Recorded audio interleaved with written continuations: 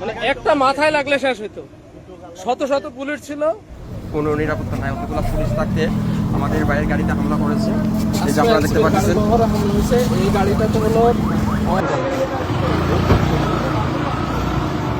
আমাদের গাড়ি থেকে ভিডিওটা মায়ের খাইলে খাওয়া উচিত।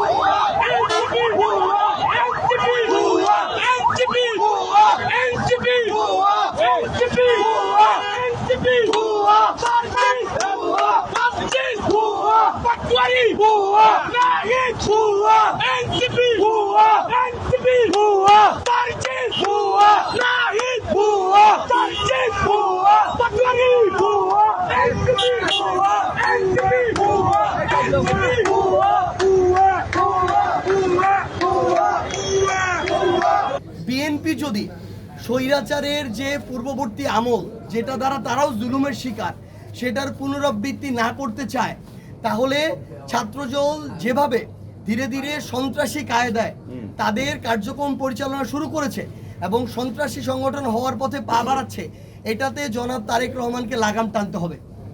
যদি লাগাম না টানতে পারে তাহলে তিনি ঘোষণা দিক যে তিনি তার একটা ছাত্র সংগঠনকে পেটোয়া বাহিনী হিসেবে ব্যবহার করবেন।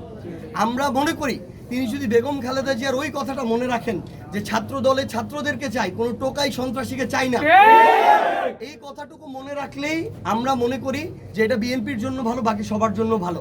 কিন্তু এটাও আমরা পাশাপাশি বলে রাখি, আমরা আমাদের প্রতিবাদ করতে থাকব।